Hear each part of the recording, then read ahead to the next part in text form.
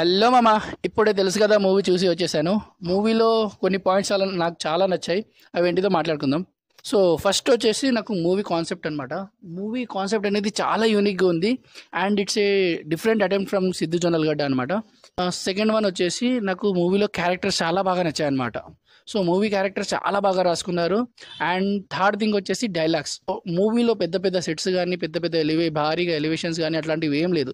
నా మూవీ అనేది మొత్తం జస్ట్ ఆ డైలాగ్స్తోనే నడిపించేస్తాం. కమింగ్ టు యాక్టర్స్ పర్ఫార్మెన్సెస్లో సిద్ధు జొన్నలగడ్డ, రాశి ఖన్నా, శ్రీనిధి శెట్టి, ఈ ముగ్గురు మధ్యలోనే నడుస్తుంది movie. And they nailed to their performances. ఇంకా coming to background score. So background score was too decent. So ఈ మూవీ అనేది అన్ని జనర్స్ వాళ్ళకి నచ్చదు. మేబీ కొన్ని జనర్స్ వాళ్ళకి నచ్చుతుంది, కొంతమందికి నచ్చదు. But it's a different and unique attempt. So పక్క చూడొచ్చు అన్న ఒక మూవీ అనమాట. సో ఈ మూవీ అయితే పర్సనల్గా నాకు నచ్చింది.